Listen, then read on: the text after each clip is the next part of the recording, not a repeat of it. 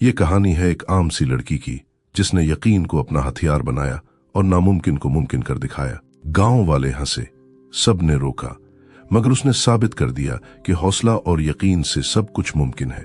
अगर ये कहानी पसंद आई तो लाइक करें, शेयर करें और चैनल को सब्सक्राइब करना न भूलें। आयशा एक छोटे से गांव में पैदा हुई थी। उसकी आंखों में बड़े ख्वाब थे, डॉक्टर बनने के, अपने वालिदैन का सहारा बनने के और गांव की उन लड़कियों को पढ़ाने के ख्वाब जिन्हें स्कूल जाने तक की इजाजत नहीं मिलती थी। लेकिन आयशा की हकीकत ख्वाबों से बिल्कुल मुख्तलिफ थी। उसके गांव का माहौल सख्त था। 5वीं जमात के बाद लड़कियों को पढ़ने की इजाजत नहीं दी जाती थी। लोग कहते लड़की का असल जेवर उसकी हया है, तालीम नहीं। ये बात आयशा रोज सुनती और उसका दिल दुखता, लेकिन वो सोचती कि अगर औरतों को पढ़ने दिया जाए तो वो अंधेरों को रोशनी में बदल सकती हैं। आयशा की माँ उसके ख्वाब को समझती थी। वो अक्सर रात को जब सब सो जाते तो पुरानी लालटेन जलाकर बेटी को पढ़ने का मौका देती। माँ कहती थी, बेटी मैं चाहती हूँ तो वो सब बने जो मैं न बन सकी। मेरा ख्वाब तो अधूरा रह गया, लेकिन तेरा ख्वाब पूरा हो सकता है अगर तू अल्लाह पर यकीन रखे। लेकिन आयशा के वालिद बहुत सख्त थे। वो अक्सर गुस्से में कहते, लड़की जितना पढ़ लिख लेगी उतना ही जुबान दराज हो जाएगी, बस अब और पढ़ाई बंद।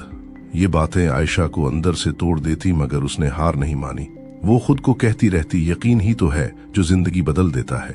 अगर मैंने हिम्मत छोड़ दी तो गांव की बाकी लड़कियों के ख्वाब भी खत्म हो जाएंगे। एक दिन स्कूल की प्रिंसिपल ने आयशा को अपने दफ्तर में बुलाया। वो जानती थी कि आयशा पढ़ाई में सबसे आगे है। प्रिंसिपल ने मुस्कुराकर कहा, बेटी एक वजीफे का मौका आया है, तुम शहर जाकर पढ़ाई जारी रख सकती हो, लेकिन शर्त यह है कि तुम अपने वालिद को राजी करो। ये सुनकर आयशा की आंखों में उम्मीद की चमक आ गई, मगर दिल में डर भी बैठ गया। वो जानती थी कि वालिद को मनाना आसान नहीं होगा। फिर भी उसने फैसला किया कि वो हिम्मत करेगी। इस रात जब सब सो गए तो आयशा माँ के पास गई। आहिस्ता से बोली, अम्मी क्या मैं शहर जाकर पढ़ सकती हूँ? माँ की आंखों में आंसू आ गए। वो जानती थी कि ये फैसला बहुत मुश्किल है, लेकिन बेटी के ख्वाब के सामने वो कमजोर न पड़े। उन्होंने आयशा के सर पर हाथ रखते हुए कहा, बेटी अगर तेरा यकीन मजबूत है तो कोई तुझे रोक नहीं सकता। ख्वाब मुश्किल होते हैं लेकिन नामुमकिन नहीं। माँ की ये बात आयशा के दिल में घर कर गई। उसने तहिया कर लिया कि वो अपनी किस्मत जरूर बदलेगी, चाहे रास्ता कितना ही कठिन क्यों ना हो। अगली सुबह आयशा का दिल बहुत घबरा रहा था। वो जानती थी कि अगर अपने वालिद को शहर जाकर पढ़ाई के लिए राजी ना किया तो उसका ख्वाब खत्म हो जाएगा, लेकिन वो ये भी समझती थी कि बात करने के लिए हिम्मत चाहिए। नाश्ता करते वक्त उसने कई बार चाहा कि बात करे, लेकिन वालिद का सख्त चेहरा देखकर वो चुप हो गई। आखिर शाम को उसने माँ को साथ लिया और हिम्मत जमा करके वालिद के पास पहुंची और कहा, अब्बा मैं आगे पढ़ना चाहती हूँ, शहर में वजीफे पर पढ़ने का मौका मिला है, आप इजाजत दें तो मैं अपने ख्वाब पूरे कर सकती हूँ। ये सुनते ही वालिद का चेहरा लाल हो गया। उन्होंने गुस्से से कहा, बस ये वही बात थी जिसका डर था। लड़कियों की पढ़ाई से कुछ नहीं होता, घर के काम सीखो, यही तुम्हारा मुस्तकबिल है। शहर जाकर तुम आजाद हो जाओगी, फिर हमारी इज्जत का क्या होगा? आयशा की आंखों में आंसू आ गए, लेकिन वो खामोश न हुई। उसने आहिस्ता से कहा, अब्बा मैं आपकी इज्जत कम नहीं करूंगी बल्कि बढ़ाऊंगी। अगर मैं डॉक्टर बन गई तो पूरा गांव मेरा नाम लेगा। लोग कहेंगे कि आपकी बेटी ने सबके लिए रोशनी फैलाई। वालिद ने सख्त लहजे में कहा, बस बहुत हो गया, ये आखिरी बार है, आइंदा ऐसी बात जुबान पर न लाना। ये अल्फाज सुनकर आयशा का दिल टूट सा गया। वो रात देर तक रोई, लेकिन फिर माँ ने उसके आंसू पोंछते हुए कहा, बेटी यकीन कभी कमजोर नहीं होता। दरख्त भी पहले बीज के अंदर दबे रहते हैं, फिर जमीन को चीरकर रोशनी की तरफ बढ़ते हैं, तो भी अपनी रोशनी तक पहुंचेगी। माँ की बातें सुनकर आयशा का हौसला वापस आ गया। अगले दिन स्कूल में प्रिंसिपल ने जब उससे हाल पूछा तो आयशा ने साफ कहा, अभी अब्बा माने नहीं, लेकिन मैं कोशिश जारी रखूंगी, मैं हार नहीं मानूंगी। प्रिंसिपल ने मुस्कुराकर कहा, बेटी यही जज्बा कामयाबी की बुनियाद है, यकीन रखो रास्ता खुद बनेगा। चंद दिन गुजर गए। आयशा ने घर के सारे काम पहले से भी ज्यादा दिल लगाकर करने शुरू कर दिए। वो चाहती थी कि वालिद को दिखाए कि वो सिर्फ ख्वाब देखने वाली नहीं बल्कि जिम्मेदारी निभाने वाली बेटी है। एक दिन गांव में एक छोटा सा हादसा हो गया। एक बच्चा जख्मी हो गया और लोग परेशान थे क्योंकि करीबी क्लिनिक का डॉक्टर मौजूद नहीं था। आयशा ने फौरन अपने स्कूल में सीखी हुई इब्तिदाई तबी इमदाद फर्स्ट एड दी। बच्चे की जान बच गई। ये मंजर वालिद ने अपनी आंखों से देखा। वो हैरान रह गए कि उनकी बेटी के इल्म ने किसी की जान बचाई। दिल ही दिल में उनके ख्यालात बदलने लगे। इसी रात वो खामोश बैठे सोचते रहे, क्या वाकई लड़की की तालीम इज्जत कम नहीं बल्कि बढ़ा सकती है। हादसे वाले दिन के बाद गांव के लोग आयशा की तारीफें करने लगे। सब कहने लगे, अल्लाह ने बड़ी सलाहियत दी है उस लड़की को। अगर ये आगे पढ़ेगी तो हमारा गांव भी मशहूर होगा। ये बातें आयशा के वालिद के कानों तक पहुंचे। वो खामोश तो रहे लेकिन अंदर ही अंदर सोचने लगे। कई सालों से वो समझते आए थे कि लड़की की तालीम बेकार है, मगर अब हकीकत कुछ और दिखाई दे रही थी। एक रात जब वो अकेले बैठे थे तो माँ ने आहिस्ता से कहा, देखा आपने, हमारी बेटी ने एक जान बचाई। अगर ये पढ़ लिख जाए तो न जाने कितने लोगों की जिंदगियां बदल देगी। वालिद ने गहरी सांस ली और कहा, मैं सोच रहा हूं लेकिन दिल डरता है। अगर शहर जाकर ये बिगड़ गई तो लोग बातें करेंगे। माँ ने नरमी से जवाब दिया, लोग तो वैसे भी बातें करते हैं, मगर जो बेटियां ख्वाबों के लिए लड़ती हैं वो कभी वालिदैन की इज्जत नहीं गिराती। इधर आयशा अपनी पढ़ाई में पहले से भी ज्यादा मेहनत करने लगी। वो जानती थी कि अगर उसने हौसला छोड़ दिया तो वालिद कभी नहीं मानेंगे। स्कूल में इसके नंबर सबसे अच्छे आ रहे थे। प्रिंसिपल ने भी वालिद को एक खत लिखा जिसमें साफ कहा गया था, आयशा एक काबिल बच्ची है, उसकी मेहनत और यकीन दूसरों के लिए मिसाल है, बुराहे कर्म उसे आगे पढ़ने का मौका दीजिए। वालिद ने वो खत पढ़ा मगर कुछ कहा नहीं, लेकिन दिल में एक रोशनी सी जागने लगी। चंद दिन बाद गांव में एक मीटिंग हुई जहां स्कूल के बारे में बात हो रही थी। वहां एक बुजुर्ग ने कहा, हमारी बेटियों को भी पढ़ने देना चाहिए। ये जमाना बदल रहा है, जो तालीम से महरूम रहेगा वो पीछे रह जाएगा। ये सुनकर वालिद के दिल पर जैसे जोर का धिचका लगा। उन्होंने पहली बार महसूस किया कि शायद वो जमाने के साथ नहीं चल रहे। घर आकर वो देर तक खामोश बैठे रहे। आयशा दबे कदमों उनके पास आई और बोली, अब्बा, मैं वादा करती हूं कि मैं कभी आपका सिर झुकने नहीं दूंगी। अगर मुझे मौका मिला तो मैं सबको दिखाऊंगी कि बेटी भी वालिदैन का सहारा बन सकती है। वालिद ने उसकी आंखों में झांका। उन्हें वहां जिद नहीं बल्कि सच्चाई और मजबूत यकीन नजर आया। वो कुछ न बोले मगर दिल नरम हो गया। अगली सुबह उन्होंने माँ से कहा, मैंने सोचा है आयशा को इम्तिहान देने दो। अगर ये अच्छे नंबर लाएगी तो फिर मैं फैसला करूंगा। ये सुनकर माँ के चेहरे पर खुशी आ गई। उन्होंने बेटी को बताया तो आयशा की आंखों में आंसू आ गए। वो बोली, अम्मी, ये पहला कदम है। मैं अल्लाह से दुआ करती हूँ कि मुझे कामयाब करे ताकि अब्बा को यकीन आ जाए कि बेटी का ख्वाब गलत नहीं।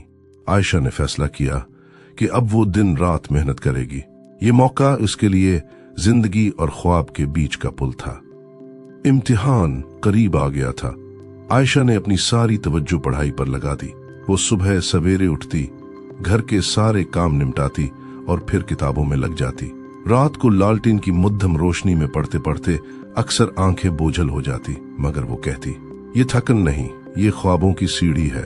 माँ हर वक्त उसके साथ खड़ी रहती, कभी चुपके से उसके लिए दूध ले आती, कभी सिर दबाकर थकन दूर करती।